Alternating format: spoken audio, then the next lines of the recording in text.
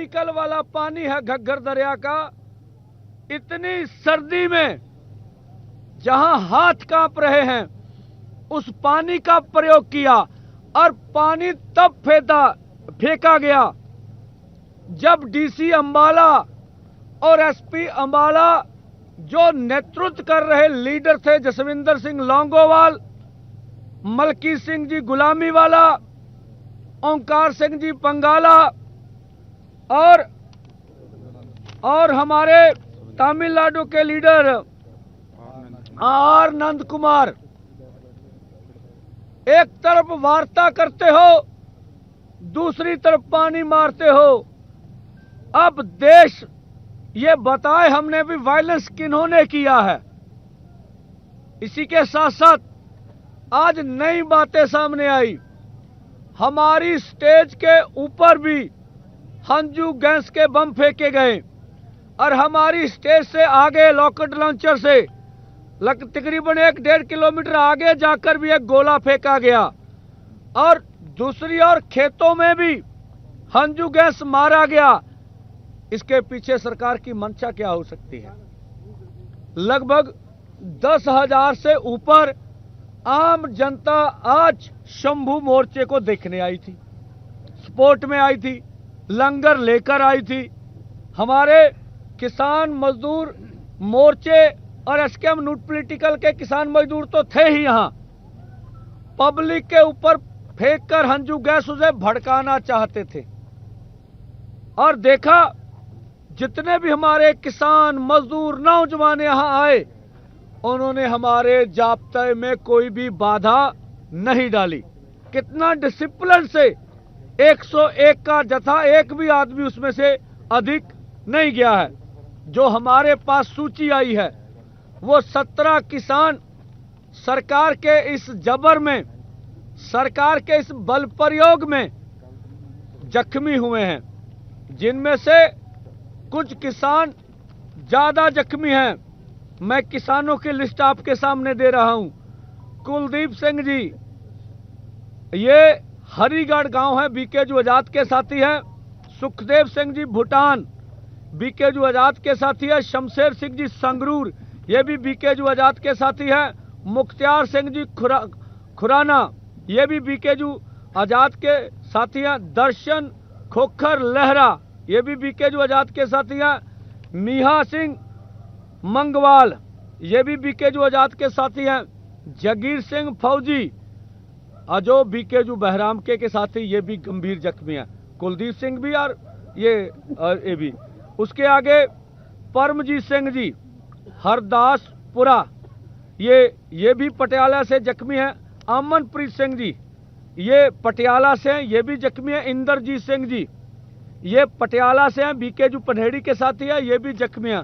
राजकुमार टांडा हरियाणा से, बोलते अकेले किसानों के जत्थे हैं, हरियाणा से हमारे साथी ये जख्मी हुए हैं। सुखविंदर सिंह जी, ये गुरदासपुर से हैं, किसान मजदूर संघर्ष कमेटी के साथी हैं, इनका डेहरीवाल गांव है, ये जख्मी हुए। हजारा सिंह, ये पटियाला से बीकेजू पनहेड़ी के साथी हैं। साधु सिंह जी, ये भी बीकेजू आजाद के साथी हैं, ये संगरूर से हैं, ये भी जख्मी हैं। सुखवंत सिंह गुरदासपुर, ये किसान मजदूर संघर्ष कमेटी के साथी हैं। और आज आर अनंत कुमार, जो कोयम्बटूर तमिलनाडु से आए थे, वो इस जत्थे की अगुवाई करते हुए तिरंगा हाथ में लेकर आगे जत्थे में गए थे, आपने देखा है। और इसमें हरियाणा के मनजीत सिंह, मुख्तार सिंह, ये भी जत्थे में शामिल थे। तो अन्य राज्यों के किसान भी आज के जत्थे में शामिल थे।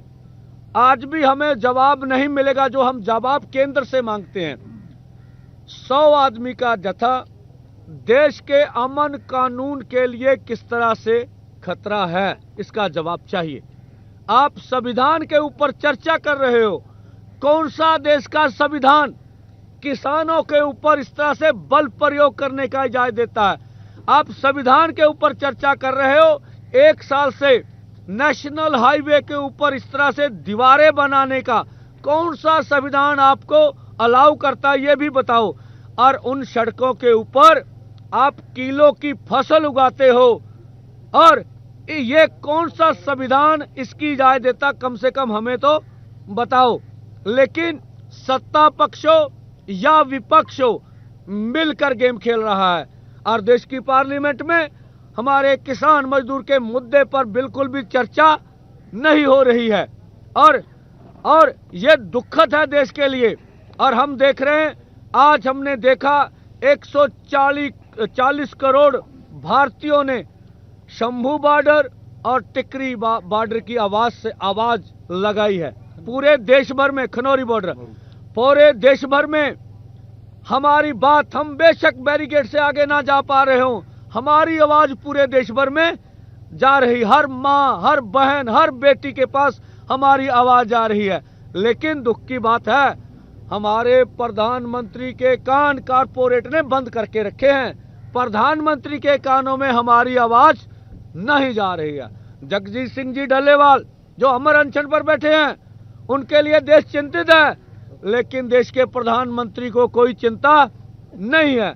देश की सरकार को सत्ता का नशा है, वो नशे में चूर है और देश के किसान मजदूर से बात नहीं करना चाहती। इसी के साथ साथ आने वाले समय में जो दोनों फोरमों ने निर्णय लिया है, एक तो 16 को ट्रैक्टर मार्च होगा, पंजाब को छोड़कर भारत के अन्य राज्यों में होगा, और दूसरा 18 तारीख को 12 बजे से लेके 3 बजे तक, 18 दिसंबर को 12 बजे से लेके 3 बजे तक पंजाब में केवल पूरी तरह रेलें जाम की जाएंगी और हम पंजाब के पूरे किसान, मजदूर, नौजवान, व्यापारी, रेडी फड़ी वाले, विद्यार्थी, मुलाजम, सभी तबकों को अपील करते हैं, अगर ये मोदी जी का प्रहार रोकना है, अगर जगजीत सिंह डल्लेवाल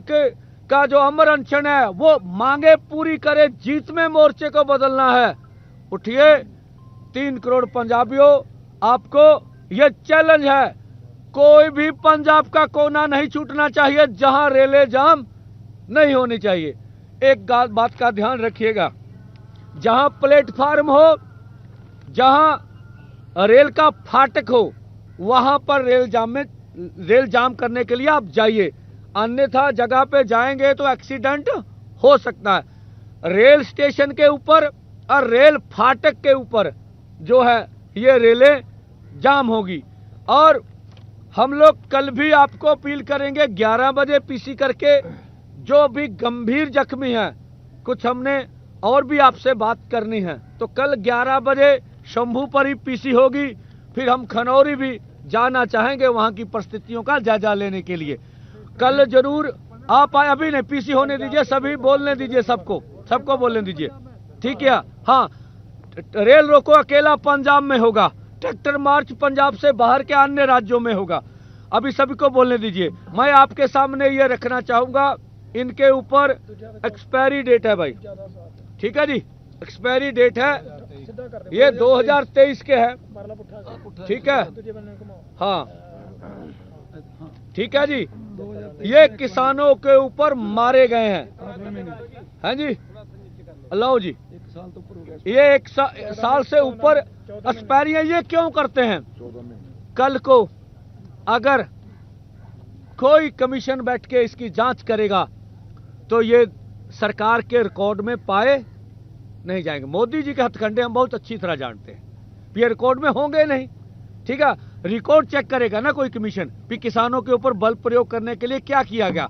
तो ये देखिए, अनलीगल तौर पर जो संविधान दिवस है, अब संविधान को सिक्के पर टांग कर क्या किया जा रहा है, या ये देखिए, ये जो कल आपको दिखाया था, पिन निकाल कर जो बम फोड़े जाते हैं किसानों के ऊपर, ये सब उन्हीं की तस्वीरें हैं।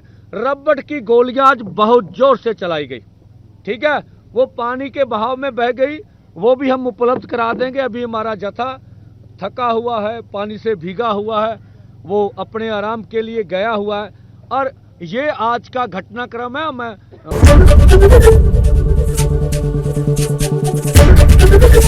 एबीपी गंगा, खबर आपकी, जुबान आपकी।